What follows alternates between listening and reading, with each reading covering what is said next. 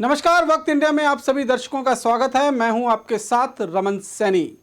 बीते शाम all India national Congress की तरफ से एक बड़ा फेरबदल किया गया और फेरबदल के नाम पर कांग्रेस पार्टी में एक लंबे अरसे से काम कर रहे गुलाम नबी आज़ाद जो महासचिव पद पर थे, उनके साथ साथ अंबिका सोनी, मोतीलाल वोहरा और मल्लिका अर्जुन खड़गे को जो है महासचिव पद से जो है मुक्त कर दिया गया है और उनकी जगह पर दूसरे लोगों को महासचिव पद पर नियुक्त किया गया है। लेकिन अगर हम 2 हफ्ते पहले कांग्रेस वर्किंग कमेटी के अध्यक्ष को लेकर जो चर्चा चल रही थी और एक बैठक हुई थी, उसमें जिस तरह से कांग्रेस पार्टी के वरिष्ठ नेताओं की तरफ से राहुल गांधी को दोबारा अध्यक्ष बनाने को लेकर जिस तरह से एक आवाज उठी थी और एक पत्र भी लिखा गया था और एक आजाद साहब का इंटरव्यू भी बहुत वायरल हुआ था और जिसमें वो कह रहे थे कि अगर कांग्रेस पार्टी के अंदर वर्किंग कमेटी के अध्यक्ष को लेकर जो है अगर इलेक्शन नहीं होता है और इसी तरह से नॉमिनेट होकर ही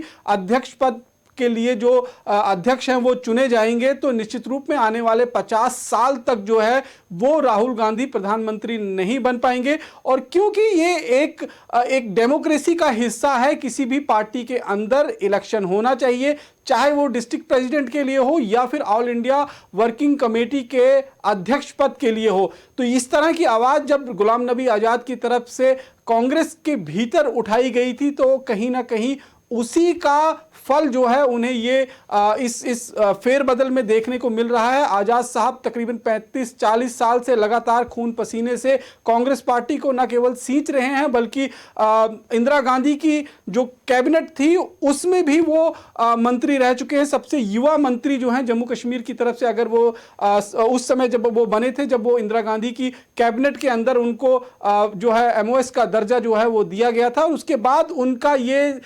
जो सिलसिला है पूरी तरह से आगे बढ़ता गया और वो मनमोहन सिंह की जो सरकार थी उसमें कैबिनेट मंत्री की पोस्ट पर 10 साल तक रहे और काफी दिल के साथ उन्होंने कांग्रेस पार्टी को जो है वो उसको बड़ा किया, उसको सींचा, उसको उसके फल फूल को जो है वो उगने में जो कहीं ना कहीं उसमें जो है काफ़ी बड़ा योगदान उनका रहा। लेकिन अब उनको जिस तरह से इसका फल मिला है उसे देखकर जो बड़े बड़े लोग हैं वो निश्चित रूप में आश्चर्यचकित हो रहे हैं। हम आपको इस पूरी चर्चा पर आज हमारे साथ जो हैं जम्मू कश्मीर के एक वरिष्ठ पत्रकार सोहेल काजमी जी हमारे साथ जुड़े हैं। इस पर हम पूरी चर्चा जो है सोहेल काजमी साहब से करेंगे क्योंकि सोहेल काजमी साहब गुलाम नबी आज़ाद को पर्सनली भी बहुत अच्छी तरीके से जानते हैं। कांग्रेस पार्टी को उन्होंने बहुत अच्छी तरीके से थरोली रीड किया है, उसको देखा है, समझा। तो सबसे पहले सोहेल साहब, वक्त इंडिया के साथ जुड़ने के लिए आपका बहुत बहुत शुक्रिया।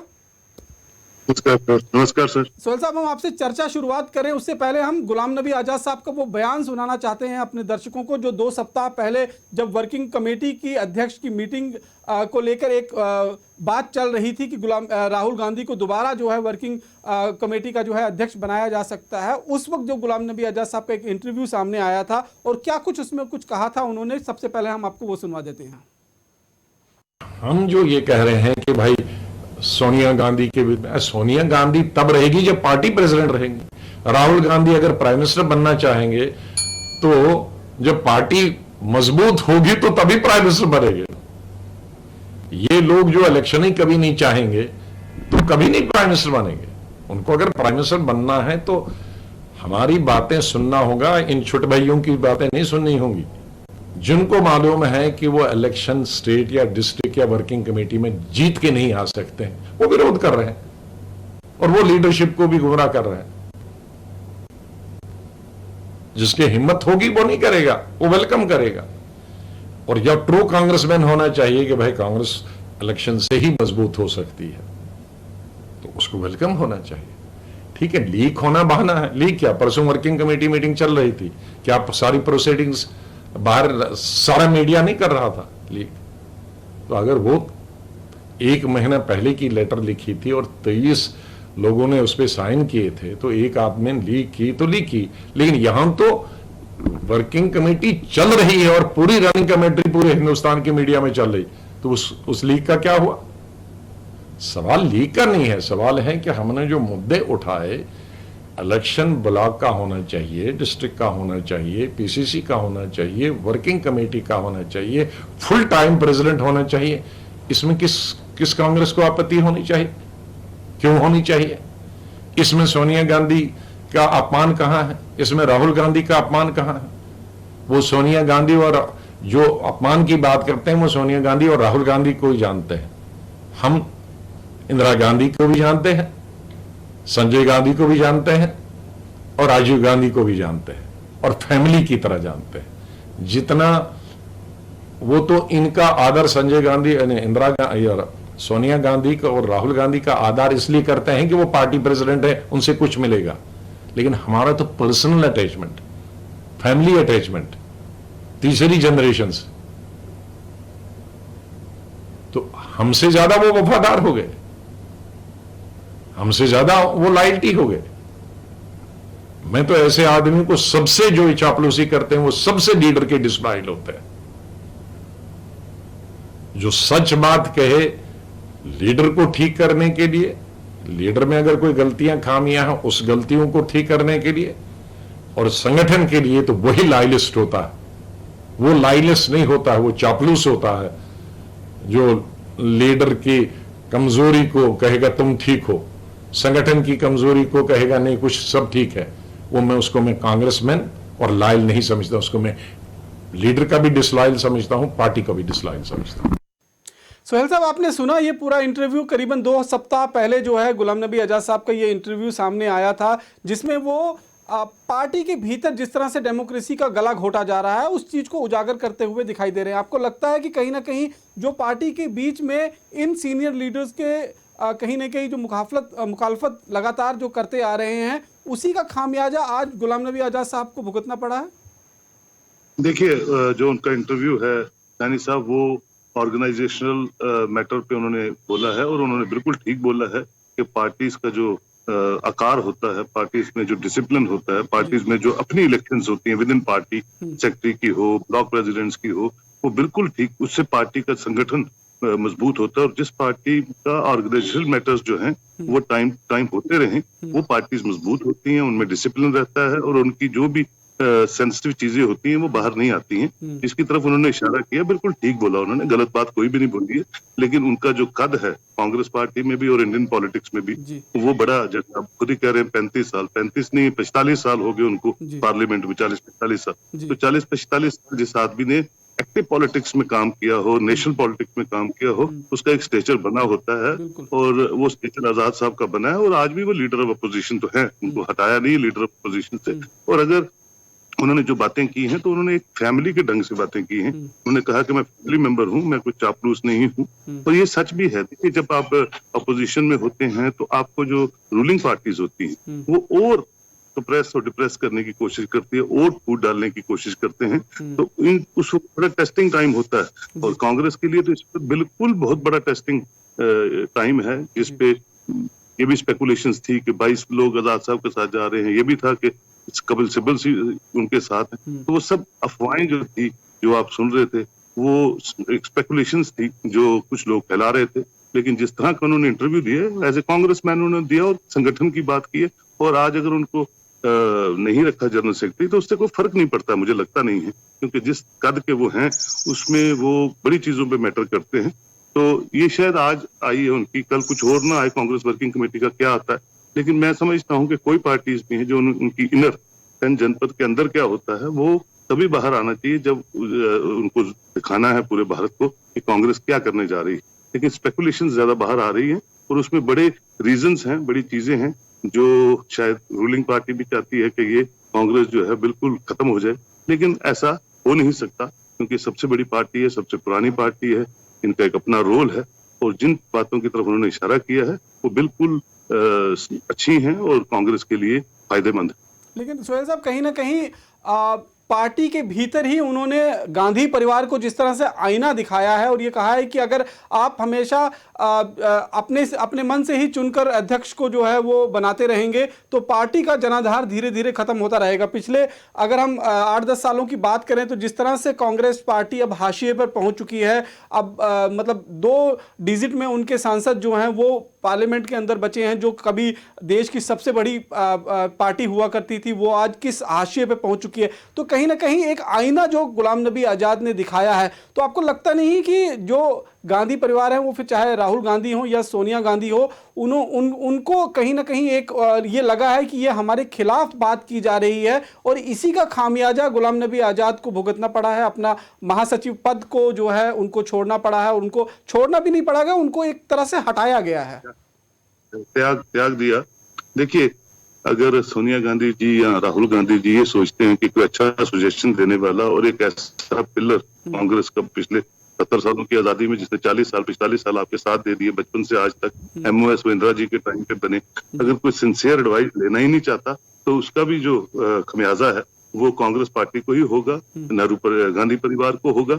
और अगर ऑर्गेनाइजेशनल मैटर्स में आप एक्सपीरियंस लोगों को साथ लेके कांग्रेस वर्किंग कमेटी लेके चलेगी, और मैंने देखा है कि आजाद साहब 16 स्टेटों के इंचार्ज रहे इलेक्शंस में, जब पार्लियामेंट की इलेक्शन होती थी तो 16 में से 12 स्टेटों में कांग्रेस की सरकार आई। उनका वर्किंग स्टाइल जो है बड़ा जबरदस्त है और उनकी कोऑर्डिनेशन और उनका जो बाकी हमने देखा है पिछले 30 सालों से हम भी देख रहे हैं, तो बड़ा जबरदस्त था और उससे फायदा कांग्रेस को डायरेक्ट होता था। एक आजाद साहब में ही नहीं है, जो भी इंसान सबको लेके चलता है या संगठन को मजबूत करने की बात करता है, मैं समझता हूँ कि सोनिया जी को उसकी बात को बड़ा सीरियसली लेना चाहिए। और ठीक है, पुराने लोग कोई बुजुर्ग भी हो गए हैं, वोरा साहब अब उनको चलने में भी प्रॉब्लम है, नए चेहरे इंट्रोड्यूस होने चाहिए, लेकिन जिसकी तरफ उन्होंने इशारा किया है ऑर्गेनाइजेशनल इलेक्शंस की बात जो की है वो बहुत इंपॉर्टेंट होती है। किसी भी चाहे छोटी पार्टी हो चाहे नेशनल पार्टी हो, उससे एक डिसिप्लिन और एक अनुशासन जो है वो बना रहता है और एक कैडर बेस्ड पार्टी जो है वो काम करती है। और कांग्रेस में कैडर बेस्ड पार्टी थी, लेकिन अगर वो नहीं सुनती है तो उसका नुकसान सोनिया परिवार को होगा। आपको नहीं लगता सोहेल साहब कि जो राहुल गांधी के इर्द गिर्द आजकल जो नेता आगे पीछे घूम रहे हैं, चाहे रणदीप सुरजेवाला हो या फिर इस तरह के जो दूसरे बड़े जो उनके इर्द गिर्द रहते हैं, रहने की कोशिश करते हैं, वो जिस तरह से कानाफूसी अपने वरिष्ठ नेताओं के खिलाफ राहुल गांधी के दिमाग में भर रहे हैं, ये उसी का कराधरा जो है आपको देखने को लग रहा है? क्योंकि अब कांग्रेस के अंदर भी जो है वो अगर आप देखेंगे तो सोनिया गांधी का जो एक इरा था उसकी समाप्ति अब होने वाली है, क्योंकि इस बार सोनिया गांधी ने खुद अपनी तरफ से भी पेशकश की थी कि वो अब पार्टी के पद से मुक्त होना चाहती हैं और राहुल गांधी को एक इशारे में बताया गया था कि उन्हें पार्टी का जो अध्यक्ष है वो चुना जाएगा। इसी चीज को लेकर एक विरोध जो है कुछ एक वरिष्ठ नेताओं की तरफ से, जो है कांग्रेस के वरिष्ठ नेता हैं उनकी तरफ से किया गया था। तो आपको लगता है कि जो राहुल गांधी के इर्द गिर्द जो एक नेताओं की पौध जमा हो गई है, उनकी कानाफूसी भी कहीं ना कहीं इसके लिए जिम्मेवार है? बिल्कुल आप ठीक कह रहे हैं, इसमें कोई शक नहीं है, दो राय नहीं है। ये जो चीजें आपके सामने आ रही हैं, ये कानाफूसी, चापलूसी और ये सब चीजें हैं। जो लीडर होता है उसका जो सुनने का जो मादा होता है वो बहुत स्ट्रांग होना चाहिए। वो लाखों लोगों से मशवरे लेता है और फिर करता वो है जो ऑर्गेनाइजेशन के लिए बेटर होता है, पार्टी के लिए बेटर होता है। और अगर राहुल गांधी इस कोटरी की सुन के और डैमेज करेगा कांग्रेस को तो अल्टीमेटली पार्टी का तबाही होगी और ऑलरेडी हो चुकी है। तो आने वाले दिनों में अगर वो सीरियसली सबको रिव्यू नहीं करेंगे और फिर एक क्लोज बेस्ड पॉलिटिशियंस हैं कांग्रेस के जो डिसीजन मेकिंग में बड़े इंपॉर्टेंट रोल प्ले करते हैं, उनको नहीं लेंगे तो अल्टीमेटली कांग्रेस को ही नुकसान होगा। और जो रूलिंग पार्टी है वो तो वेट कर रही है किसी तरह और डिवाइड हो, और ये जो 40 हैं ये 4 पे आ जाए और बीजेपी पूरी दुनिया इंडिया में जो है आई रहे, तो इसका नुकसान कांग्रेस को खुद ही होगा अगर वो चापलूसों की बात सुनते रहेंगे।